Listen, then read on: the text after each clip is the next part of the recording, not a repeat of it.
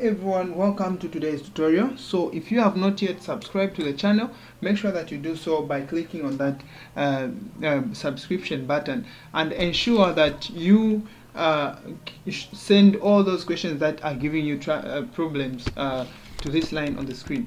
Alright, so let's solve this question. This is a question from the first tutorial sheet. The second tutorial sheet. This is question 1. So the question says, given that f of x is that, this is a rational function, even g of x is a rational function, and the domain has been given to be that, even here the domain is that. Then the question is,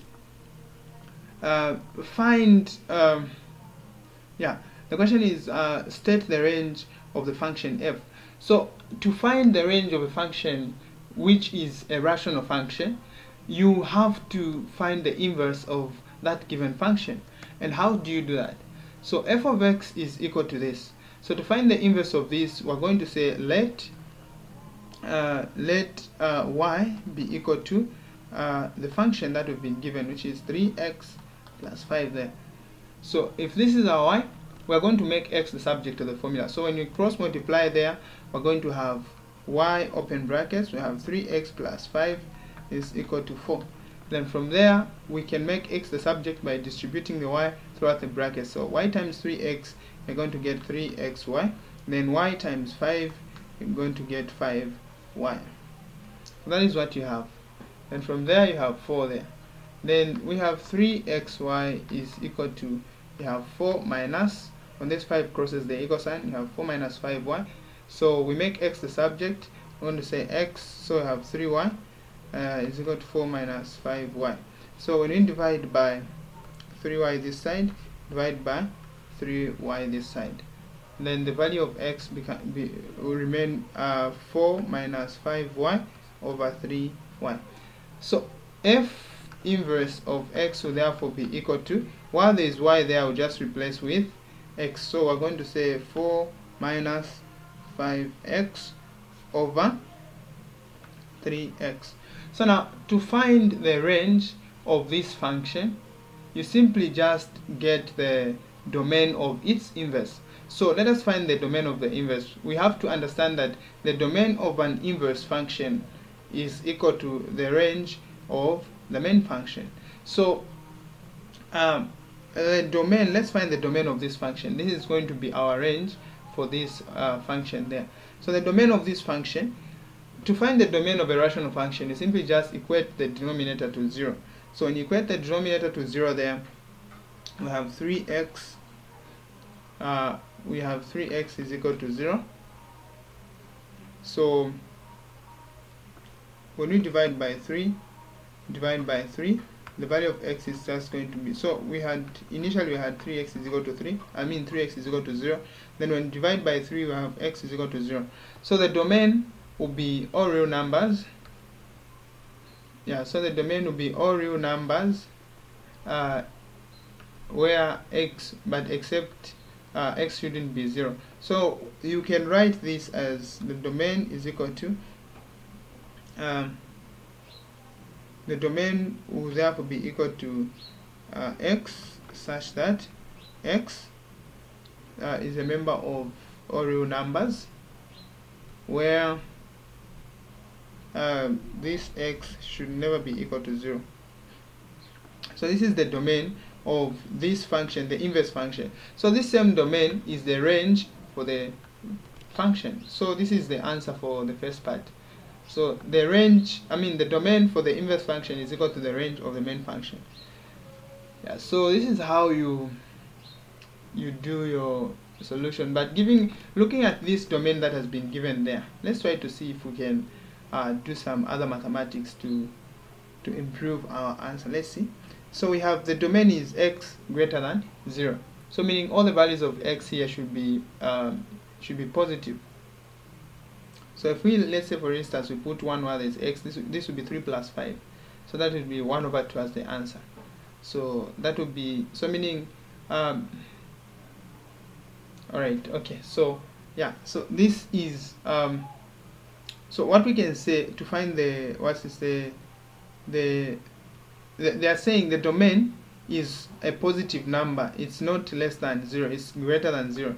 So the range is what we have actually found here. Yeah, so this is the range. In other words, the range is I was just trying to prove something, that's why I got confused a bit. I was just trying to think about something else and writing.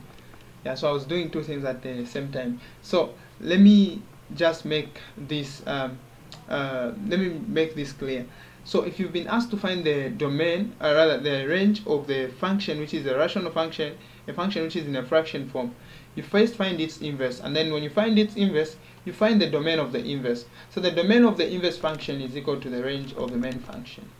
Alright, so let us find f inverse of x. So f inverse of x is what we just found here. And then I'm sure you've seen the steps that I took starting from this side. That is how you find the inverse function. And then finding f of g of x, this is a composite function. So f g of x, this one can also be written as f, then g of x there. So where there is x in this, while there is x in this expression, we are going to replace with g of x. So f g of x will therefore be equal to 4 over 3. Where there's x, we'll put g of x, and we say plus 5. So this can be written as 4 over, and then 3. G of x is simply just 1 over x, so I'm going to put 1 over x there, and then we have plus 5. So you simplify that, you get to 4 over 3 over x plus 5. So this is our fg of x. If you want, you can simplify it further, and you get something like 4x over 3 plus 5x. So if you do the simplification further, you find the common denominator here, and you do everything. Yeah. Then from there, let's solve the last part, which is show that the equation f of g of x is equal to g of f of x has no real solutions. So this is the first answer. We should keep this one. Let us find g of f of x. So g of f of x is just the same as saying in g, while there is x, we put f of x. So this is just the same as saying 1 over f of x rather, and g of x. So while there is x in g, we're going to put f of x. So 1 over f of x. So there we say 1 over f of x is 4 over 3x plus 5. So when you simplify this further, this is just the same as 3x plus 5, everything over 4. So they're saying we simplify, rather we show that this is equal to that, has no real solutions. How do we do that? So we write this as g of, they're saying f of g of x is equal to g of f of x. So what this means is that, let me erase the top part.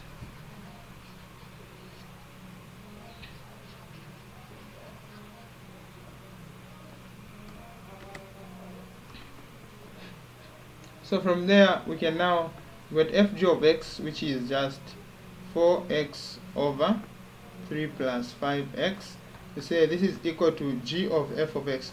So g of f of x is what we've actually just found here, which is 3x plus 5, everything divided by 3x plus 5, everything divided by 4.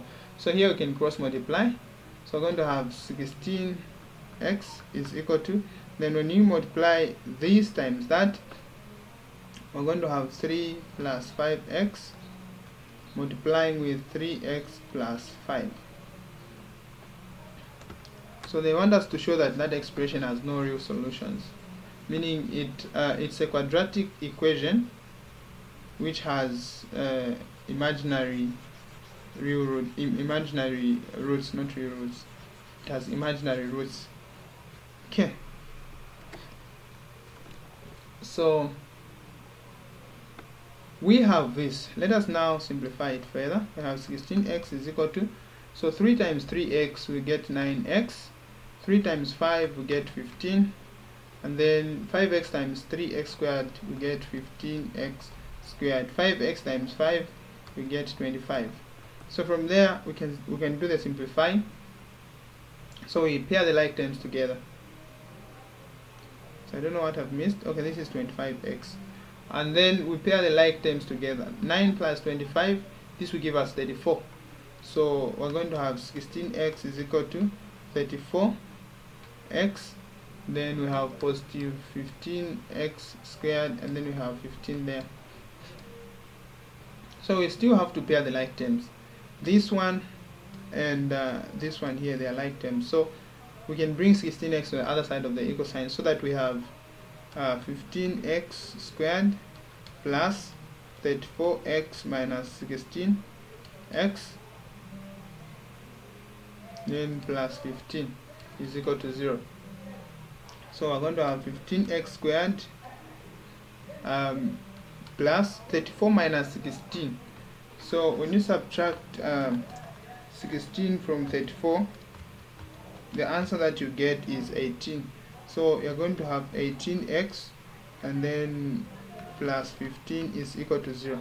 So they're asking us to say we show that this quadratic equation that we have found has no real solution. So how do we show that? So we can use the discriminant. The discriminant is simply just equal to b squared minus 4ac.